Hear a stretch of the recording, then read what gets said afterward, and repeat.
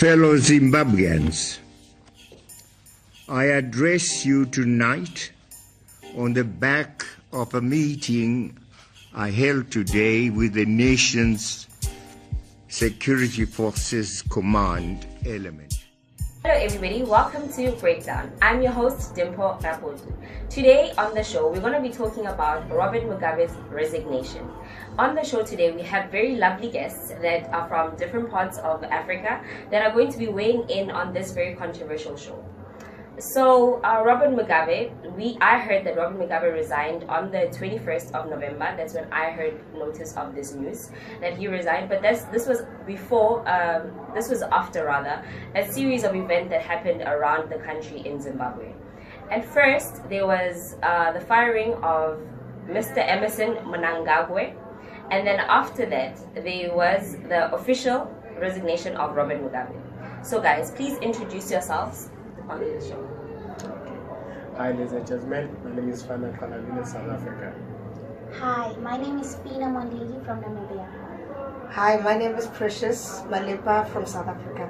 And my name is Ahmed Tindogo Yusuf from Ghana. Just have a listen to the moment that letter of resignation was read out in the Parliament of Zimbabwe.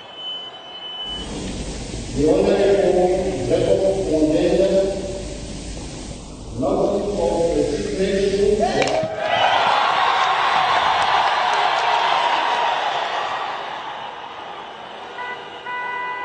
So cheers in Parliament, cheers out here on the streets as soon as the news filtered out to people here in Harare and really across Zimbabwe.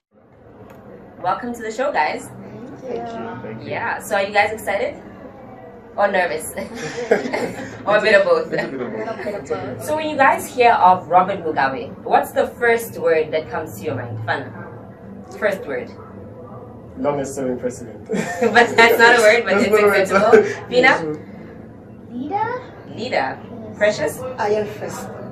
Iron Fist. Wow. And you, Yusuf? Prophet. Prophet. Wow. Very different aspect, but it's good. Why did you say that word? Words.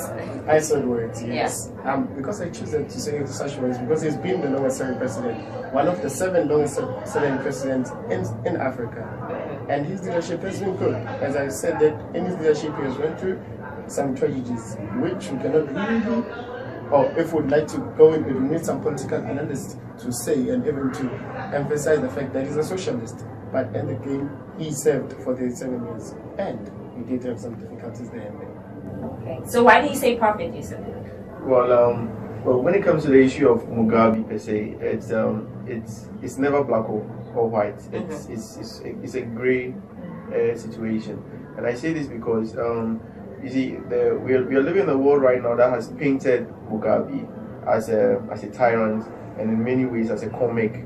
He's being mocked all the time. Yeah. But it's a one-sided story, and we, as a youth, we should be conscious of the fact that the mainstream media and then the Western world and the imperialists and those who want to keep the status quo as it is always do whatever they want to keep control of their gains or their wealth.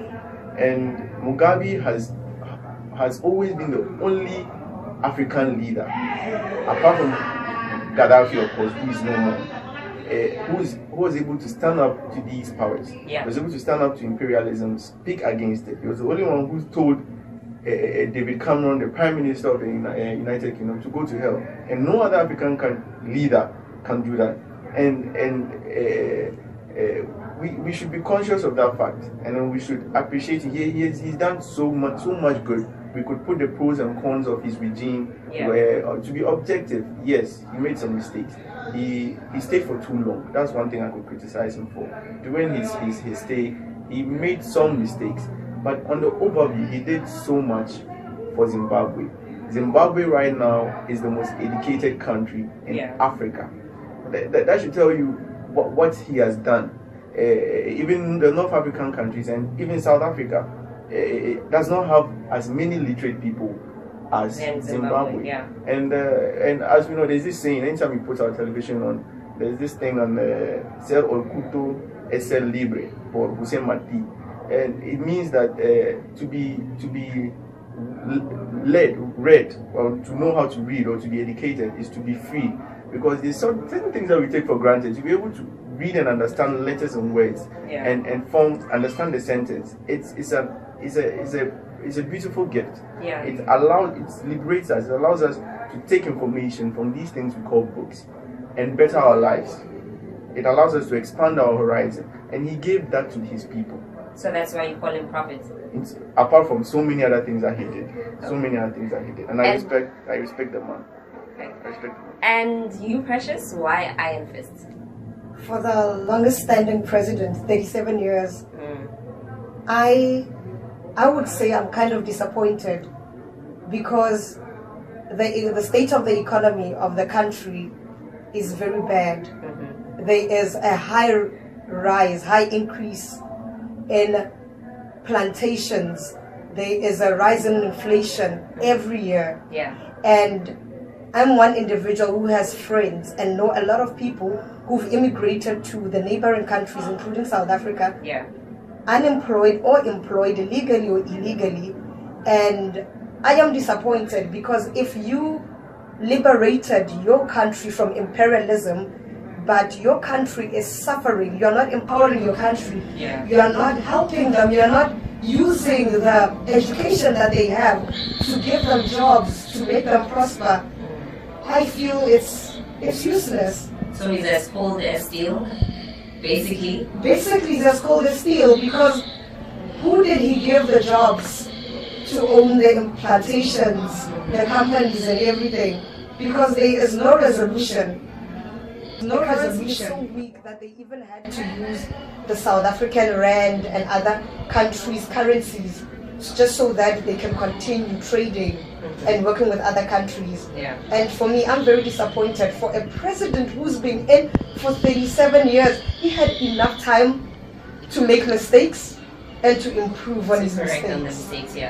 So, no. That's your Iron Man. That's my Iron Man. And you, Fina?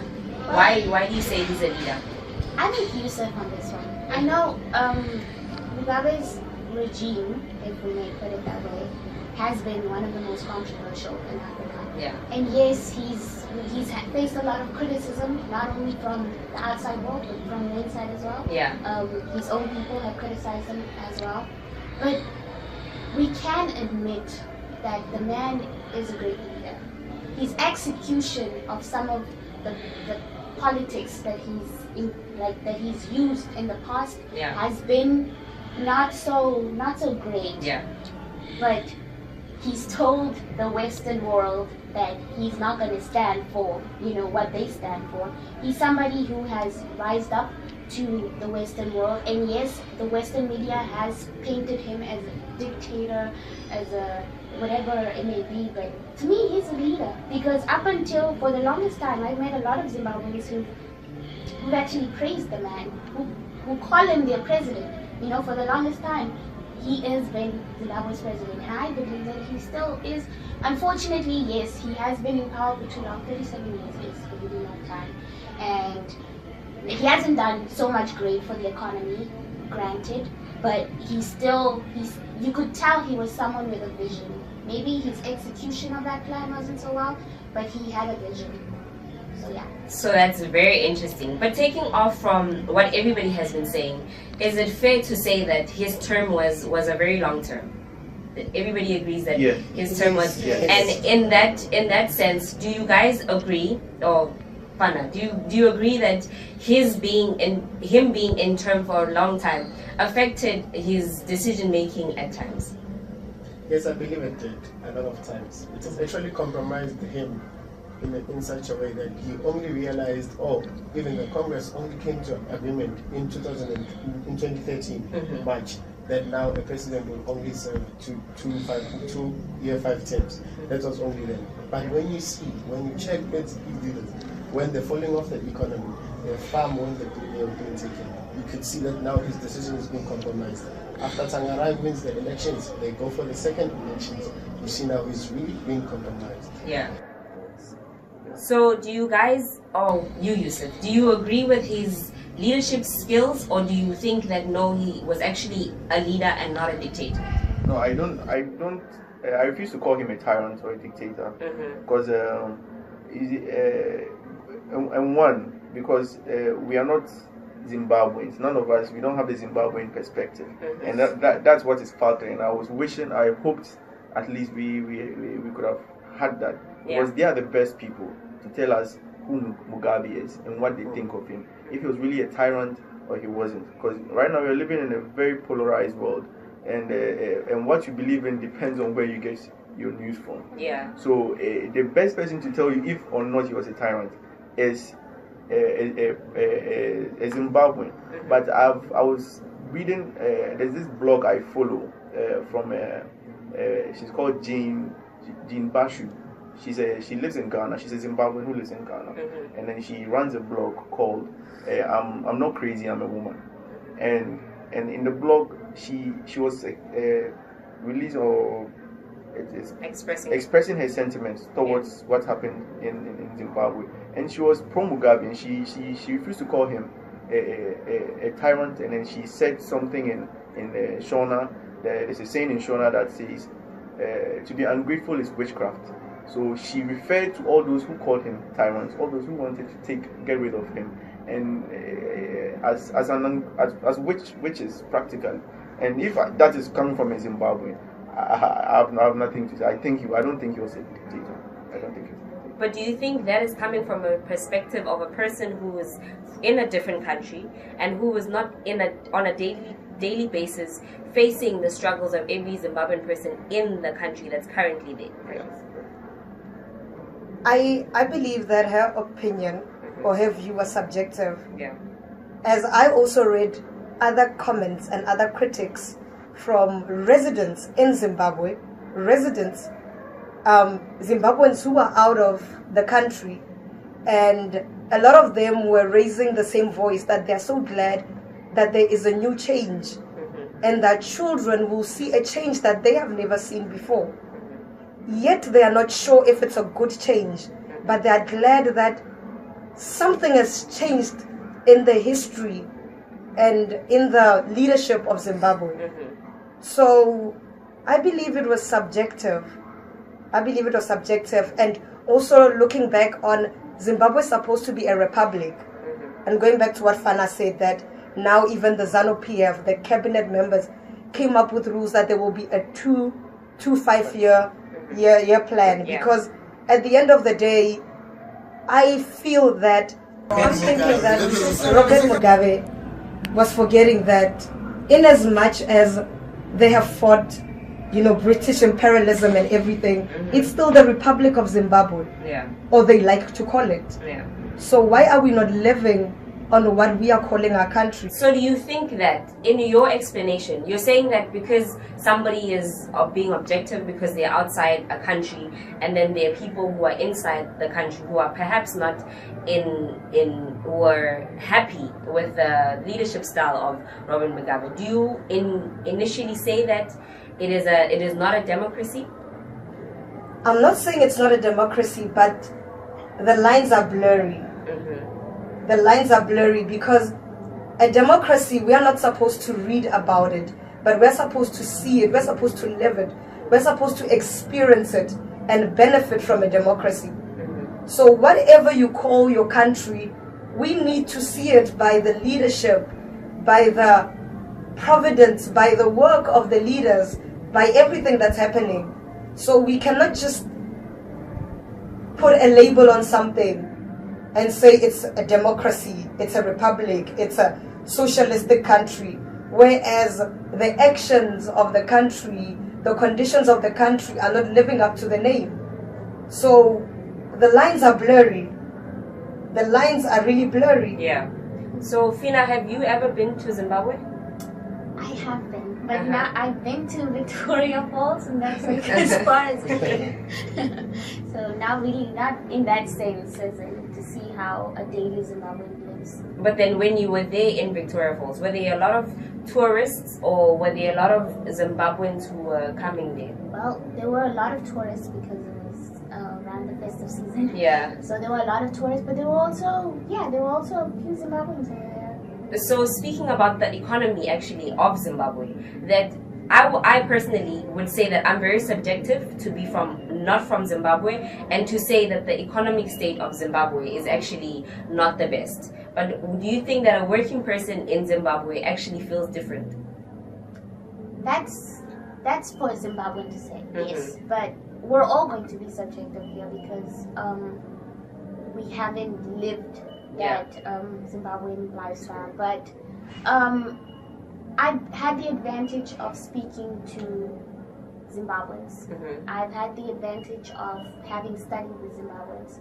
And may I say one thing, is that yes, the economic status, the economy of Zimbabwe it's not a model economy, it's not one thing to look at. But I've spoken to a couple of Zimbabweans who tell me that, you know, yes, life back home is hard, but we're getting by.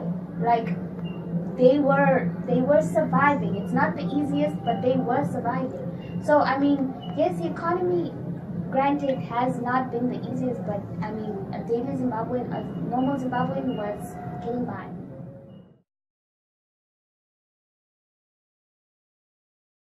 What, Fana, do you want to know from Yusuf? That why is he saying that he was actually a great leader? Yes, Yusuf, you referred to Mugabe as a prophet, but then understanding the word prophet is someone who has capabilities to do a lot of things. But then we see Mugabe could liberate the country. Yes, he's done that and was very good. But then he could not take the country through economically. What do you think best he could have done? Because education is good. They are very literate people, as you stated, and I agree with that. And when it comes to people, they are very skilled, but then the economy could not rise. How could they have done that? When it comes to the issue of economy, it's always complex, because even my country, for instance, has so many natural resources, and we are not under its so-called tyranny. We change our governments all the time, but our economy I'm looking for the right word, but it's not the best. It won't be appropriate for the show. So our economy is bad. And the main reason why we should understand this, that the main reason why Zimbabwe had an economic meltdown with hyperinflation and they lost the value of their currency was due to economic sanctions, hands down.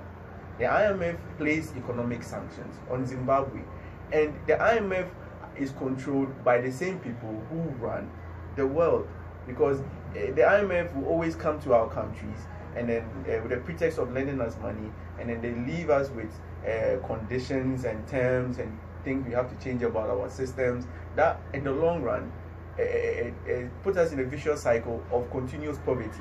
And this man, Robert Mugabe, whom I call the last prophet, it stood against these people, hands down. The Cuban people are also been placed under the same economic situation, sanctions. But we could say there've been some differences in the geopolitical differences between Zimbabwe and Cuba that has allowed Cuba to survive. But you would always find that most Zimbabweans would embrace Mugabe and his ideals, and then his struggle, and then his leadership. As you were speaking, you provoked a certain question, and it was about, I wanted to know about your view on the huge quantity of people migrating out of the country permanently to go and study, work, and flourish economically in other countries. What is your take on that? To make reference to the same blogger I spoke about earlier, she made mention of certain groups of people who left Zimbabwe on the pretext of economic difficulties. Yes, there are economic difficulties in Zimbabwe, and I cannot deny that. But there are also economic difficulties here in Cuba, the country we are living in. And there are some people who have managed to find their way out. But they return. And they return for healthcare, for instance. They live in the United States of America, which is supposed to be the land of opportunity, the dreamland, a heaven on earth. And they return for healthcare purposes. These are hypocrites. And well, I'm not calling every person who has left Zimbabwe for economic reasons a hypocrite, but some of them always come back for their own good, they bring their kids back to be educated in Zimbabwe, because Zimbabwe has the best educational system in Africa, hands down. These are some people might have left on that pretext, but a large majority of them are being hypocritical in so many ways, I think. Allow me to add as well that the Zimbabweans haven't, the word used permanently could be, looked at in a different way, because they didn't migrate in the sense of like, I'm leaving Zimbabwe because I never want to come back. It was because there was no like view of change, which is what most of them were desiring.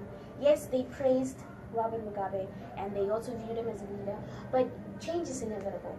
And when you don't see in a certain time period change, that it leaves you a little hopeless. So for them it was, maybe I should just leave my home, because home is where the heart is. Maybe I should just leave my home and find something better, because change is not going to happen here. But change has happened, and I am so sure that in the next few years to come, the Zimbabweans will be returning back to their homes. And it wasn't because they're just looking for a bright, greener grass on the other side. It was because they thought, here where I am, where my heart is, there's no change. So maybe I'll find it somewhere else. But now change has happened and there is hope for Zimbabwe. So speaking about the Zimbabweans who have migrated to other countries and them possibly coming back, do you feel like a majority of the people are going to be able to come back to the country, or do you feel like majority of the people are going to be resistant and reluctant because they're going into a change that they don't know about, a change that is happening and they are not even used to change? Well, for starters, Zimbabweans are they're very passionate about their country. Most of them that I've seen a lot of videos online, I've seen a lot of them speak. They love Zimbabwe. Zimbabweans love Zimbabwe. And now that there's change, I feel like they're gonna be, it's now up to them to be fundamental role players in what is going to happen in Zimbabwe in the next few years. So all we can do at this particular point is just hope that when the Zimbabweans return to Zimbabwe, that they do what they've always been meaning to do, which is take hold of their country and like change from economy to politics to whatever sphere that. But how does one person who has been outside for the country for the longest time come back to a country and say now that no, I'm going to change this? How does that actually get to happen? Well, to answer that, I think it's been a custom of Zimbabweans to do so. We look at Mugabe himself. Mugabe got a scholarship to study in Fort Hare in South Africa. And then from there, he finished. And when he was there, he met up with the ANC people and he met up with other socialist groups. And then from there, he moved out of the country. And then he went to England and studied. And then he only came back after that time to come and now be a prime minister. Not actually, he didn't want to be a prime minister, but he was the leader of the ZAPU, which was the Zimbabwean African. The Zimbabwean Republic Union. Yes. And then from there, he came upon with the change. So I think it's that kind of custom. But then we're not sure of how is it going to be that Emerson, the president, Honorable President Emerson, is going to bring about change in such. We actually worry that is it going to be the way that we expect it to be. Even Zimbabwe is now, as you say, they are quite scared. As I'm scared too, because it's our neighboring country. And wasn't there a sense of question to why he was fired 2 weeks before, and then Robert Mugabe resigned, and then now he's the apparent leader of the ZANU-PF? Wasn't there a bit of question in your mind when that happened? One friend of mine said the whole thing probably was a conspiracy. That's what he told me. Because he told me that Mugabe began to grow old and vulnerable, and yes, he should have retired long ago, like the Comandante Fidel Castro did. And he was being manipulated by people around him, undoubtedly. Zimbabweans should tell you that. His wife, Grace Mugabe, was adamant on leading Zimbabwe. For whatever reason, I do not know. His kids were known for extravagancy. They live lavish lives around the world. They the best hotels, and they do what they want.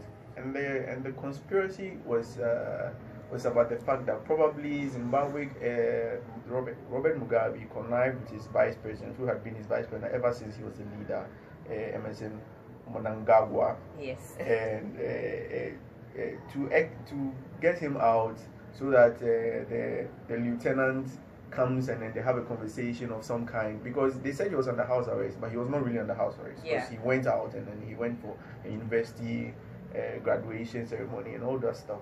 So, and at the end of the day, he resigned and he was given a ex gratia, a very big ex gratia. How do you call that? Ex gratia, like money. He was given money to go. Yeah. I was worried. I'm like, oh, what is that? Ex gratia? French. Yeah, it's Italian. Yeah. He was given, and he went out. Probably he didn't want his wife to ruin the country or some reason. But to exactly what happened, we never know. Like we don't know who killed Bob Marley. He was killed by the way. So this those are assumptions, and So would there have been more controversy if the wife became now the leader of ZANU-PF? You feel, Precious? Man, that is like serious nepotism. Yeah. Because either than her being the wife of the former president, she was, I could say, underqualified. There were other counterparts that were highly qualified and have been in this political industry for a long time. And even her track record on her conduct as the first lady has not been really well, and her undisclosed qualification, which its duration and the thesis. But one might argue that, hey, she has been there for Robert Mugabe's side for a long time, and why not? But we're in a republic. This is not a family business. Yeah. Yeah. This is not a family business. That's true. Unless the country chose her. And the whole controversy about the military people going around, and that caused so much controversy. And I saw it personally when I went to Facebook, and it was so much controversy. People didn't know what was going on in Zimbabwe. People didn't know if Robert Mugabe was okay. But I feel like that was a step in the right direction, because that showed change, that showed that it is a progression, that change can happen if you actually fight for change. So we could also, I think we shouldn't forget to mention that the military of Zimbabwe has executed that in the most peaceful way. There was no looting, there was no violence, nothing of that sort. They were in the streets, they were around shaking hands, smiling with the people, and yet what seemed to have been controversial and confusing time in Zimbabwe was one of the most peaceful. And some might call it a military coup, but it did not look like that. It did not look like that at all. And we should be proud as Africans that something like that did happen. Yes. Yeah, something like that did happen. We should. Because in almost every African country, when there's a coup d'etat, it's always bloody. And this should go to the fact that I have always said that anytime you see humans act stupidly, act with violence and aggression, there's always an underlying ignorance, stupidity. Yeah. Okay. And I should go to tell you that the Zimbabwe people are very smart people. Yeah. And who's responsible for that? Mugabe. Well, people might argue with you. Yes, a lot of people might argue that was it him, was it not? A lot of people. That's why I'd like to say add on that, because the military response at the time, Mugabe did not have anything to do with that. We have to make in mind that there are two guys now we have to mention: the Honorable President Emerson himself and the military major, which was Mr. Chiwenga. At that time, if you can see, following those steps, is that they understood that they had to just keep him in the house, and they had to calm the whole population, the whole city, the whole country, in fact, because Zimbabweans are very calm people, as you say. They are very calm people, but they were not even sure that how are they going to react after the military is executing everything. And it was very nice because at the time that it was happening, even SADC had a meeting in Angola, so it could actually be able to convince. That's why the president, South Africa's president and Angolan president were sent to then speak to Mugabe. I think it was on the 20th on Monday, and then they spoke to him and then met him. So that's why I say we cannot say it's Mugabe. We can say it's Emerson, or we can say it's Chiwenga or Mugabe himself. Whoever it may be. Yeah, we're speaking of Emerson. Emerson Mnangagwa is also known as the crocodile.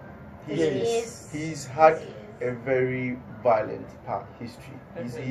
So we are here. We might be optimistic for the Zimbabwean people, but who knows what he's coming because he came up and then the cabinet he formed were all from his party. And then I was watching Vice News the other time, and then the people who the activists, the social activists in Zimbabwe were like they're really disappointed by Emerson because they felt that if you really wanted changes, you should have created a diverse cabinet for transition. But no, everyone was the people who supported him coming to power. So we might be happy. Some people might be happy Mugabe is gone, but I'm a little bit scared for the future of the Zimbabwe. Yeah, afraid of change and the fear of unknown. Emerson. Actually, Yes. yeah. So that is one thing that actually most people are happy, but they don't know what's gonna happen. And I feel like with his history, Mr. Emerson, we don't know what is going to happen. We can only hope that the past struggle between the former president and the newly appointed president is not for their own personal gain, but it is for the greater good of the country. Yeah. Because if it's for their personal gain, I agree with Yusuf when he says that it is a bittersweet moment, a scary moment for the country, because we don't really know if the crocodile is gonna do good for the country, or we have just gotten rid of. So today we've had a very, very interesting talk with our guests today, and it was very informative, it was very interactive, and I just want you guys to say a little bit something to the people who are watching at home, that what do you think is gonna happen? What are your predictions of what is gonna happen? And just a little bit of words of advice for the Zimbabwean people and everybody who's watching around the world. Should I go first? Yeah. Okay, yes. I think what's really going to happen in Zimbabwe, that Zimbabwe it's going to be better. It's going to be better. I believe in both Mugabe and Emerson. And I believe more now in Emerson. Not because of how he executed everything and not how he did everything. That was totally unconditional. But then I believe because he has learned from Mugabe, who's a great scholar of politics and who's a great president after all. So I think they should just go and be checking out around Zimbabwe. Soon we'll be seeing the Zimbabwean dollar going up. Hey, that's a very nice prediction. Yeah. Well, I just like to say that, good or bad, from this change, the country of Zimbabwe is now in the Zimbabwean people's hands. So it's for them to do with what they have now, to better their country and to make sure that it doesn't end up in the wrong hands again. And honestly, we can criticize Robert Mugabe all we want, but he did do something. He created a Zimbabwe with one of the highest literate rates, and he's the man who liberated Zimbabwe from colonial rule, and we can always hold him grateful for that. But right now, it's up to the Zimbabweans to make sure that Zimbabwe is the country that it is supposed to be. So And as we are approaching the next elections, I agree with her that it's up to the Zimbabweans to make the right choice. And I am anticipating the next 4 years. I want to see what Zimbabwe can do. If they can develop, if they can grow, if they can transform, they can flourish. And flourish. Yeah. And I'm sure they will. And they become the beautiful Zimbabwe that they're called. Yeah. So we are waiting, we're anticipating, and hopefully the fellow Zimbabweans will also go home. Not that we're chasing them. But so that they can help build their own countries. Help build their own countries. I think that we are expecting a lot from the Zimbabwean people, and then we are expecting mostly because we feel they've been empowered and they have the tools to change their country and make it a much more better place for themselves.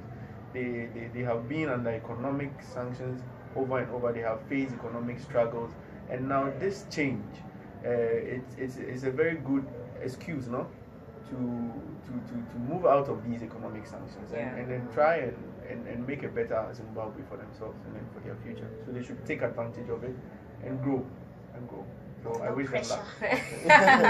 Yeah, positive words from our guests today. Thank you so much, guys, for coming on the show today and just sharing your views on what you feel about this magical event actually that has happened in our continent, Africa. It's very sad for us that we are not in our continent right now, but it's a very enlightening thing that we are aware of what is going on in our surroundings, and we actually want to talk about it, because it's when we get home ourselves, it's going to be something that, you know, we see change upon, we hope. So thank you guys for coming. I really appreciated it, and thank you guys for watching.